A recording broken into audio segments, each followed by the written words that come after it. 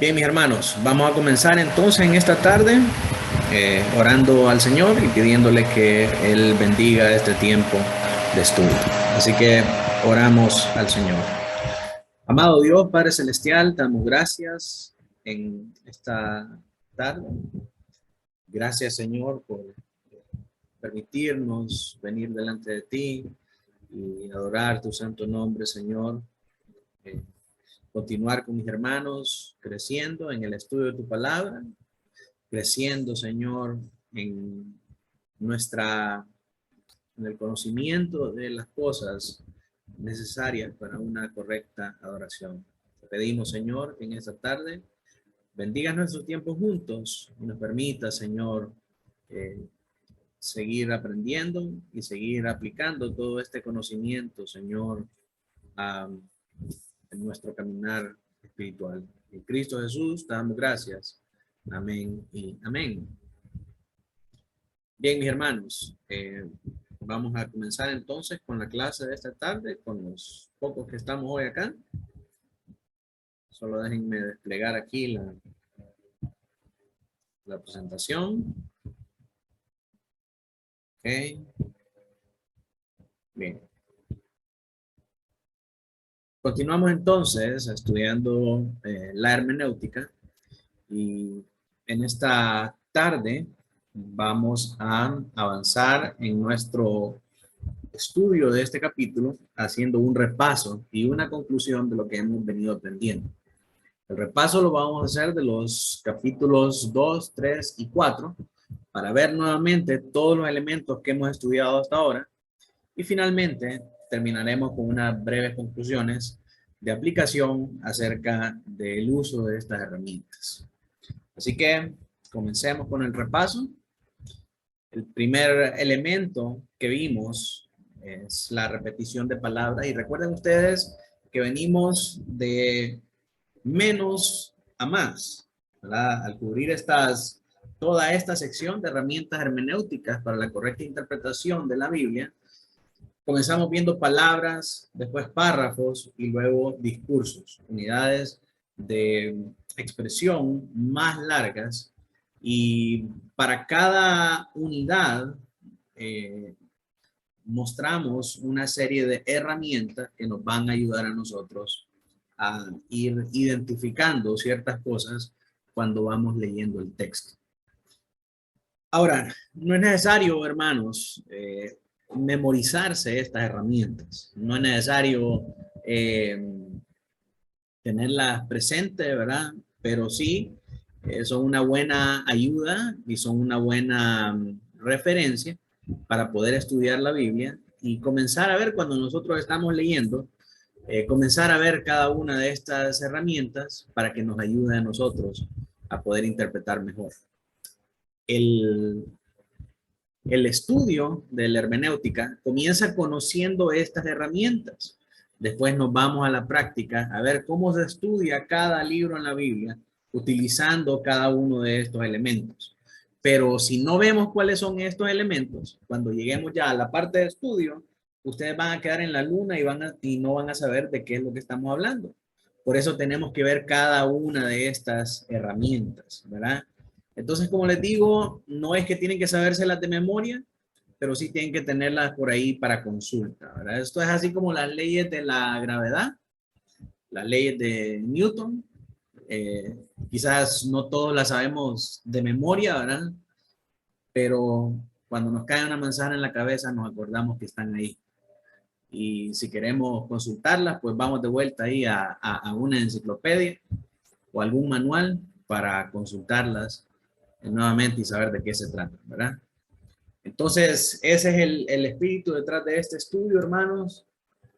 Las tareas nos ayudan únicamente a recordar y a poner en práctica de qué se trata, pero no es una situación que tiene que normar nuestra vida de esta manera, ¿verdad? Y que si no sabemos estas cosas, no vamos a poder interpretar correctamente los textos. No, son herramientas que nos sirven a nosotros para poder hacer esta tarea. Así que cuando estudiamos las oraciones, en el capítulo 2, mirábamos la repetición de palabras. Y esto consiste en buscar aquellas palabras y expresiones que se repiten dentro de una frase, dentro de una oración. Las siguientes son los contrastes, y esto consiste en buscar ideas, personas y elementos que se contrastan entre sí para buscar la diferencia que hay entre uno y el otro. Comparaciones. Las comparaciones lo que hacen es buscar las ideas, las personas y los elementos que se comparan entre sí. Mientras que los contrastes buscan diferencias, las comparaciones lo que trata de hacer es buscar similitudes. Y mirábamos los casos de Pedro y Pablo, ¿verdad? Los dos apóstoles. Pedro, un hombre del vulgo y sin letras. Pablo, un hombre altamente estudiado. Con tantas diferencias, el celo por la predicación del evangelio era de las cosas que compartían entre sí. Luego tenemos enumeraciones o listas. Siempre que en el texto se mencionen más de dos elementos, debemos identificarlos como una lista. ¿Se acuerdan que en esta parte enumeramos los frutos el fruto del espíritu y las obras de la carne, que están en Gálatas 5? ¿Verdad? Ese es un ejemplo de listas. Causa y efecto, busca las relaciones de causa y efecto. Figuras retóricas, identifica aquellas expresiones que transmiten una imagen utilizando palabras en un sentido distinto al literal. Hablábamos de los peligros acerca de estas figuras. Cómo alegorizar todo nos puede meter en un gran lío. Las figuras que se utilizan en la Biblia ya están definidas y la Biblia misma le da un sentido a lo que cada una de estas cosas significa. Luego las conjunciones toman nota de los términos, expresiones que unen bloques de texto como y, pero, puesto que. Estas tres palabritas, por supuesto, hay más, ¿verdad? Pero estos tres ejemplos de este tipo de herramienta ortográfica nos ayudan a conectar un pensamiento con otro. Entonces, tenemos que observar tanto lo que está antes como lo que está después para saber de qué se trata el texto que estamos leyendo. Luego tenemos los verbos, que al estudiarlos tenemos que tomar en cuenta el tiempo verbal, si es pasado, presente o futuro, si la voz en la que está siendo conjugado es una voz activa o pasiva. La voz activa es cuando la acción recae directamente en el sujeto. La voz pasiva es cuando recae indirectamente en el sujeto. Es decir, el sujeto no está recibiendo directamente la acción, sino que lo está haciendo de una manera indirecta. Y todas esas cosas por el estilo. El hermano Noé creo que compartía un manual de gramática española que es muy útil y muy necesario si ustedes no recuerdan estos aspectos. Tenemos luego los pronombres. Lo que hacen los pronombres es identificar el antecedente de cada pronombre. El pronombre, valga la redundancia, con el que comienza una oración. ¿Verdad? Tenemos los pronombres en español, yo, tú, él, nosotros, vosotros, ellos. Esos pronombres siempre anteceden a una frase y tenemos que estar conscientes de qué es lo que nos están indicando. Luego tenemos preguntas y respuestas. Observa si el texto se presenta en formato de preguntas y respuestas. Hay preguntas que son retóricas, que no tienen como objetivo ser respondidas, sino que son una figura literaria para cincelar o para dar énfasis a un punto. Como en Romanos 8:31 creo que es, que Pablo dice que pues diremos que la ley ya no prevalece. Entonces él no está hablando o no espera que la audiencia conteste esa pregunta, sino que hace esa pregunta retórica únicamente para hacer la afirmación de ninguna manera. sino que afirmamos la ley, ¿verdad? Noten cómo la pregunta sirve para añadir énfasis al final a la afirmación que él está tratando de hacer. Mientras que hay otras preguntas que sí tienen como finalidad ser respondidas. Luego tenemos el diálogo, que constata si el texto incluye algún diálogo. Identifica quién es el que está hablando a quién. ¿Verdad? Debemos de, les decía en esta parte, utilizar un código de colores para resaltar cuando habla el primer interlocutor, el segundo interlocutor, el tercer interlocutor, y un color para cada interlocutor para poder distinguir la manera en cómo se da el flujo del diálogo entre interlocutores. Luego tenemos los medios. Dice, toma nota cuando una frase indique algo que se ha hecho por medio de alguien o algo. Responde a la pregunta ¿cómo? Por lo general, en este caso, puedes insertar la expresión por medio de en la frase.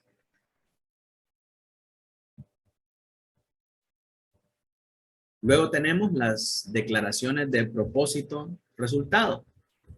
Son cláusulas de medio más específicas, con frecuencia expresan el porqué de algo, el propósito y el resultado son cosas muy parecidas y en ocasiones indistinguibles. En una declaración de propósito, por lo general, puedes insertar la expresión ¿para qué? Y en una cláusula de resultado, normalmente encaja la locución de modo que. Entonces, estas cláusulas, ¿verdad? De medios, de propósitos, resultados, una responde a la pregunta ¿cómo? La otra responde a la pregunta ¿para qué? Y tenemos finalmente de lo general a lo específico y de lo específico a lo general. Cuando pasamos desde aquellas afirmaciones generales que van seguidas de ejemplos o aplicaciones específicas que van de regreso a lo general, debemos buscar también afirmaciones específicas que se resumen en una general. Y tenemos también cláusulas condicionales. Existen cláusulas que presentan la condición por la que se producirá cierta acción en consecuencia. Muchas veces estas afirmaciones se sirven del patrón sí, entonces, aunque en castellano el entonces es a menudo elíptico, es decir, que se sobreentiende, pero no aparece explícitamente. ¿Verdad? En algunas ocasiones, entonces obedece a un relato más que a una cláusula condicional, pero cuando aparecen estas dos palabras juntas, si tal y tal cosa, entonces ahí sí es una cláusula condicional. A diferencia de que cuando está narrando un acontecimiento que dice, entonces, viniendo Pablo a tal y tal cosa, eh, lo que está haciendo es una transición de una escena a otra, no una cláusula condicional. En estos ejemplos teníamos, como por ejemplo, si habéis muerto al pecado, entonces vivir conforme a esa nueva vida, ¿verdad? Esa es una cláusula condicional. Tenemos las acciones y roles de Dios, que identifica aquellas acciones o roles que el texto le atribuye a Dios.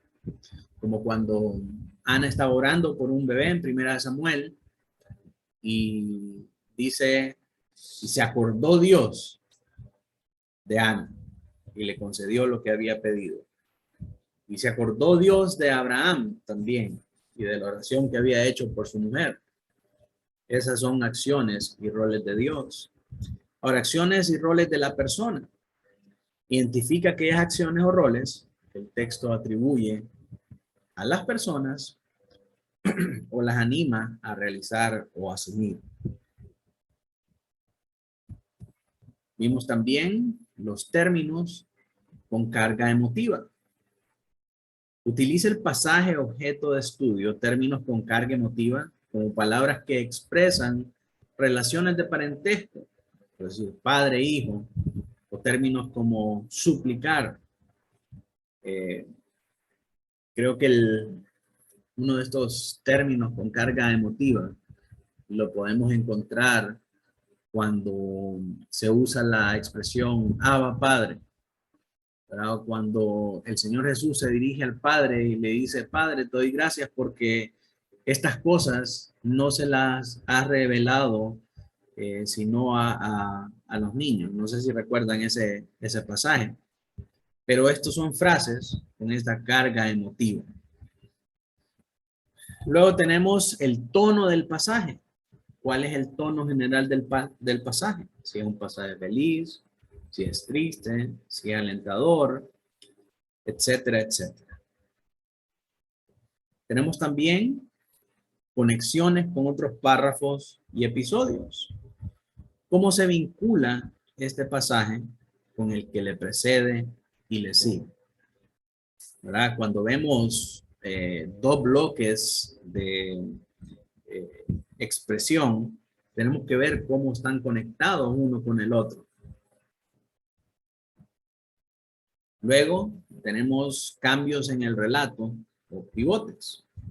Está siendo el pasaje utilizado como clave para entender algún cambio dramático en el relato. Un pasaje pivote muy utilizado, por ejemplo, en el Evangelio de Mateo, que Mateo es un judío de cepa que se encarga de registrar la genealogía de Jesús desde la perspectiva hebrea y validar para la cultura hebrea el por qué Jesucristo es el Mesías que esperaban los judíos.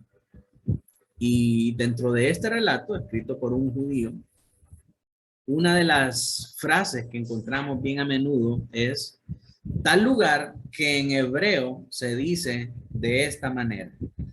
Por ejemplo, en el monte de la calavera, que en hebreo se dice Gólgota. Estas aclaraciones, estos pequeños, podríamos decir, notas del autor, hacen un énfasis especial en el relato que él está dando. Hablamos también acerca de Juan con el primer milagro de Jesús. Cuando está en las bodas de Caná de Galilea, él dice, Juan narra de que este fue el primer milagro de Jesús. Y qué importante, hermanos, que Juan haya hecho esa declaración.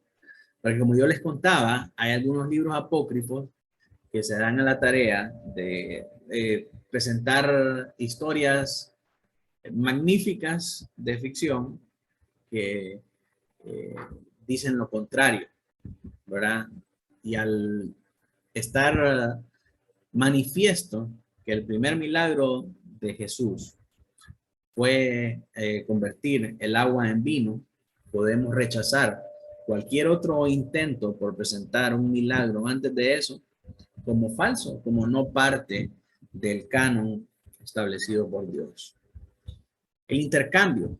Hay un movimiento constante en el pasaje entre dos escenas o personajes.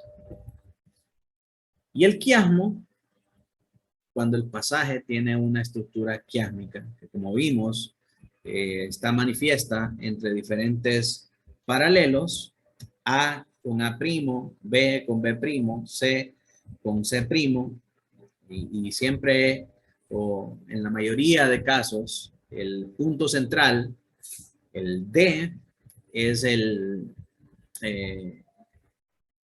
pensamiento central acerca de esa estructura quiásmica, aunque no es esta no en todos los casos se da, pero en la mayoría siempre este medio, este D, que no tiene correspondencia a ningún otro paralelo, es el tema central de lo que se habla en ese quiasmo.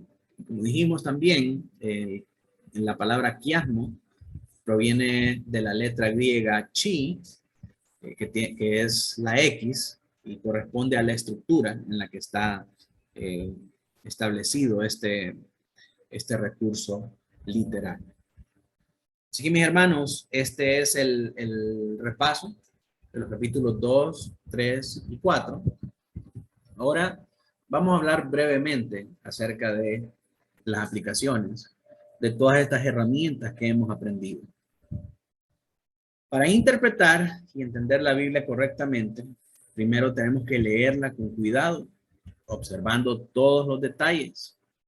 Nuestra observación tiene que dirigirse a las oraciones gramaticales, a los párrafos y a los discursos. A medida que vamos estudiando más las cosas y vamos entendiendo también los otros idiomas en los que se escribió originalmente la Biblia, y cada uno de los testamentos, hablo del hebreo y del griego, estas observaciones se vuelven más meticulosas y más analíticas, ¿verdad? Porque ya hablamos en griego acerca de declinaciones, acerca de tipos de sustantivos, acerca de modo, tiempo, voz y todas esas cosas.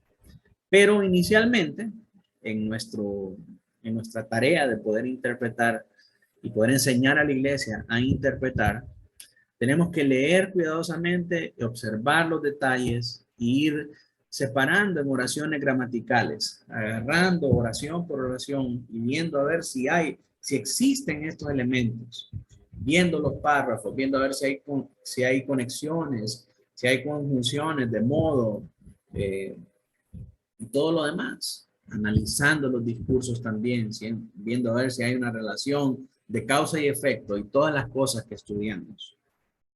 En los capítulos 2 y 3, enumeramos algunas características que tienen que ser objeto de búsqueda. Por ejemplo, relaciones de causa y efecto, repeticiones, relaciones de lo general a lo específico y viceversa, de lo específico a lo general, etc.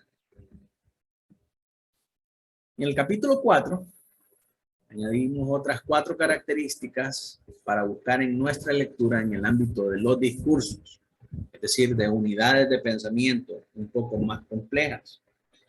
Y esto dijimos que no solamente se circunscribe a un párrafo, sino que puede tratarse de un capítulo, puede tratarse de un libro entero. En el caso de Judas, por ejemplo, que es una sola estructura de pensamiento, y así sucesivamente. Las conexiones entre párrafos y episodios, los cambios de relato, las interrupciones importantes y pivotes, intercambios y quiasmos son algunas de las herramientas que nos ayudan a nosotros a poder analizar los discursos. Principalmente cuando estudiamos los salmos, muchos de los salmos están escritos en forma de quiasmo. Entonces, a medida que nosotros vayamos leyendo y vayamos entendiendo más acerca de los quiasmos, vamos a poder ser capaces de distinguirlos y de plantearlos y de poder entender su estructura de una manera más, de una manera más profunda. Así que, mis hermanos, yo no pretendo con esto que seamos teólogos expertos en conocer cada una de estas herramientas, pero sí que las conozcamos, que entendamos de qué se tratan para que podamos nosotros profundizar más y cuando lleguemos a la parte práctica de esta clase, que cuando yo le diga qué es un quiasmo, usted no ande perdido tratando de averiguar qué es un quiasmo, sino que ya usted sepa cómo se maneja esa estructura. Así que esta enumeración está lejos de ser exhaustiva, solo presenta los elementos más importantes para principiar en el estudio de la hermenéutica de las Sagradas Escrituras. Y el propósito de este listado de características es que vayamos nosotros adentrándonos en una lectura meticulosa, es decir, en que cuando leamos podamos separar estas estructuras de pensamiento en oraciones, en párrafos, en discursos, y que podamos entender y que podamos aplicar todas estas herramientas. Repetición de palabras, interrupciones, pivotes, intercambios, quiasmos, etcétera, etcétera, ¿verdad? Y hemos presentado algunas de las principales características literarias que tenemos que buscar. Sin embargo, como seguramente estás descubriendo, leer cuidadosamente, observar el texto de cerca, implica buscar todos los detalles y plantear al texto un buen número de preguntas. Un buen estudiante de la Biblia no la lee sin tener un cuadernito de notas al lado, donde va resaltando cosas importantes, cosas que quiere preguntarle al texto, preguntas que no están para resolver, cosas por investigar. Tenemos que tener cerca un cuaderno de apuntes para que no se nos olvide estas cosas. Mi primer pastor me decía, yo prefiero una mala ortografía que una mente brillante, refiriéndose a que es mejor escribir, aunque sea con mala letra, que decir, no, yo me voy a acordar después. Porque es mentira, nunca nos acordamos. Tenemos que tener a la mano un cuadernito de apuntes para ir apuntando las cosas más importantes. Ten en cuenta que estamos todavía en el primer paso de entendiendo la palabra de Dios. Hermanos, algunos de ustedes vinieron hasta aquí, hasta en este curso, a saber que era un quiasmo, a ver que existían estas estructuras de construcción gramatical. No podemos pretender que con este pequeño curso de 10 lecciones podamos ser teólogos expertos, como les decía, ¿verdad? Este es el primer paso, estamos aprendiendo estas herramientas. De aquí para allá vamos a ver otras cosas. Y esto es algo, como vamos a ver más adelante, que no se termina en una clase. Aun cuando llegamos a ver todo el contenido, hay muchas cosas más que podemos estudiar. Hay muchas cosas más que necesitamos aprender. Algunos seminarios tienen hermenéutica 1, hermenéutica 2, hermenéutica 3. Hay cualquier cantidad de libros de hermenéutica que tienen diferente acercamiento hacia cómo entender las escrituras. Mi hija Aline justamente ahora está llevando un curso acerca de la hermenéutica de Tolkien y de C.S. Lewis para cómo entender el contexto de ellos, para poder interpretar correctamente su literatura y a la vez el entender la manera, el contexto de ellos para analizar sus escritos le ayuda también a utilizar los mismos métodos para interpretar la escritura. Entonces, como les digo, hay diferentes herramientas y diferentes acercamientos hacia cómo interpretar la escritura. Así que este es un primer paso que tiene como propósito introducirnos en esta disciplina. Tenemos mucho camino por delante, tenemos mucho que aprender y hasta que Cristo venga, vamos a continuar aprendiendo. Y aun cuando Él venga y estemos con Él en la eternidad, tenemos toda la eternidad para seguir estudiando y aprendiendo acerca de Él. Más adelante, vamos a avanzar hacia el paso de descubrir el significado y aplicarlo. Muchos quieren correr de un solo a ir al significado, pero tenemos que ver cómo se saca esto. Es como una ecuación matemática. Muchos quieren ya tener la respuesta. Yo me acuerdo cuando nos tocaba hacer esos exámenes de matemáticas en la escuela, en el colegio, la respuesta no era tan importante como el procedimiento. Y en el procedimiento era donde te daban más puntos.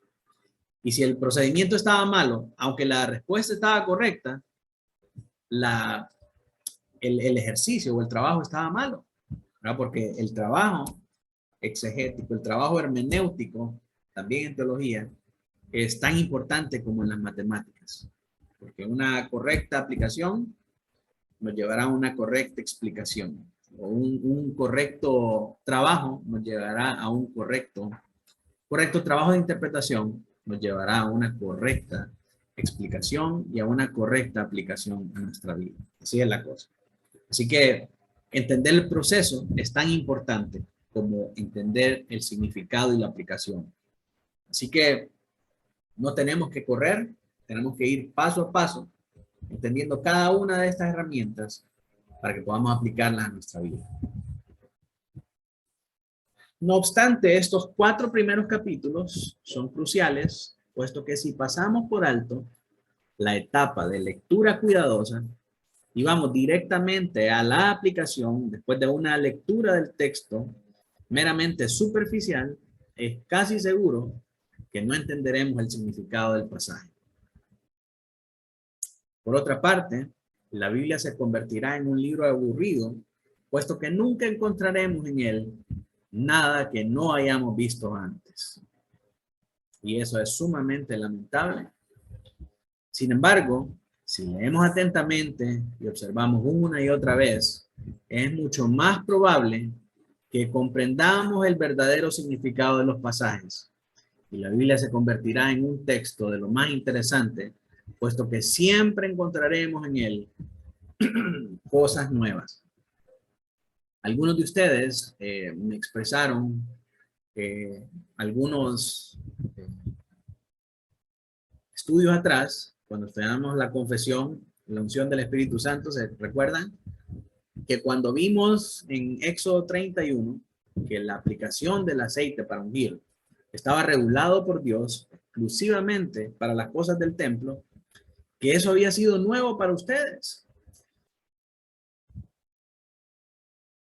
Y muchos me expresaban el deleite y la satisfacción que eso causaba al saber que ahora no tenemos que batallar tanto en explicar el por qué no ungir las cosas, porque ya está establecido por Dios en Éxodo 31. Y a pesar de que habían leído Éxodo muchas veces, nunca habían notado eso en este pasaje. Entonces eso es precisamente de lo que estamos hablando. El leer, el observar, el volver a leer, el hacer esas divisiones meticulosas y análisis de los pasajes nos llevará a nosotros a encontrar nuevas cosas que no habíamos leído antes o cosas que habíamos pasado de noche y no nos habíamos detenido a pensar. Y esto es lo bonito del estudio de la Biblia, que siempre hay algo que aprender, siempre hay algo que podemos nosotros sacar y aplicar para nuestro crecimiento espiritual. Siendo como es la palabra de Dios, la Biblia es una obra literaria única. Es como una mina que nunca se agota. Y podemos cavar en ella durante toda la vida sin llegar a extraer todos sus recursos. Como les digo, aún en la eternidad vamos a continuar aprendiendo acerca de Dios. Quien haya estudiado formalmente la Biblia, después de muchos años de estudio, se va a dar cuenta que sigue encontrando cosas nuevas, nuevos aspectos que nunca habíamos notado, nuevas conexiones que nunca habíamos establecido. Si hay alguien que dice que ya sabe todo lo que hay que saber acerca de la Biblia, es alguien a quien hay que tenerle mucho pesar, porque realmente está cayendo en pecado de orgullo y de altivez. Tenemos que ser humildes y reconocer que no podemos llegar en esta vida a entender todo acerca de Dios. Sin embargo, a pesar de que muchos saben eso, en la práctica viven como que si eso fuera así. Cuando invitan a un pastor nuevo a predicar, su actitud es: no hay nada nuevo que este pastor me pueda enseñar que yo no supiera antes. Cuando nosotros cerramos las puertas de nuestra mente y nuestro corazón a la posibilidad de poder aprender de alguien, incluso que sea menos letrado que nosotros, de un nivel intelectual inferior, nosotros nos privamos de que Dios pueda hablar. Porque si Dios puede hablar a través de una burra como la burra de Balaam, puede hablar a través de cualquier persona. Y eso es muy importante y es uno de mis principios de vida. Siempre he acuñado la frase de Mark Twain que dice: nunca he conocido a alguien tan ignorante que no pueda aprender nada de él. Y eso me ha llevado a entender que una de las mejores cualidades que puede tener un siervo de Dios es la disposición a aprender, aún de los más pequeños, así como también de los más grandes. tenemos que estar dispuestos a aprender. Y después de años de estudio, después de haber graduado, después de haberse graduado del seminario, después de haber terminado la clase de hermenéutica, estamos lejos todavía de poder aprender todo lo que necesitamos aprender. Así que nada del conocimiento que nosotros obtengamos en esta clase debe llevarnos a ese envanecimiento orgulloso y superficial. Acercarse a la Biblia de esa manera, sabiendo que siempre tiene algo nuevo que enseñarnos, hace que la Biblia siga siendo para nosotros una obra fresca y apasionante. Esperamos y oramos que sigan leyendo la palabra de Dios con atención y estudiando este texto con disciplina, y que pueda ser de ello una meta para toda su vida, porque las recompensas lo valen. Las recompensas que nosotros cosecharemos de estudiar la Biblia son recompensas que tienen su valor en la eternidad. Bien, mis hermanos, hasta aquí llegamos con este estudio de estos capítulos 3, 2, 3 y 4, con estas herramientas importantes para poder estudiar las estructuras literarias de la Biblia. Como les digo, no es necesario memorizárselas, no es necesario saber aplicarlas a cabalidad, pero sí es necesario tener un entendimiento general de ellas para que cuando lleguemos a la parte práctica, a la parte aplicativa, podamos nosotros saber cómo interpretar un texto o cómo aplicar estas herramientas. ¿Verdad? Que cuando estemos sobre un texto y yo les hable acerca de un tipo de estructura, ustedes ya pueden saber de qué se trata. Así que es muy importante que podamos también tener esta lista a la mano para referencia y para consulta rápida en clases posteriores, que vayamos de nuevo a estas notas a refrescar lo que cada una de estas herramientas significa. Amén. Amén. Listo, Vamos a terminar entonces, hermanos, orando al Señor. Y voy a pedirle a Alejandro que pueda dirigirnos en oración.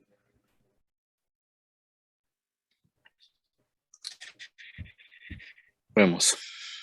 Gracias, Señor Jesús, por la oportunidad que nos ha permitido reunidos en esta tarde, Padre, para aprender un poco más, Señor, ayúdanos a no caer en el error de creer que ya lo sabemos todo, de que no hay nada más por aprender o que no lo necesitamos. Ayúdanos, Señor, a no caer en ese error.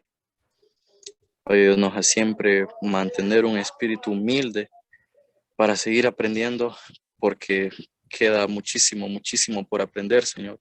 Cada día vamos a seguir aprendiendo más de ti, Padre, y te rogamos que nos ayudes, a que nos sigas dando sabiduría, que nos sigas dando entendimiento, Padre, para poder discernir todas las cosas, Padre. Tu nombre santo te lo pedimos. Amén y amén.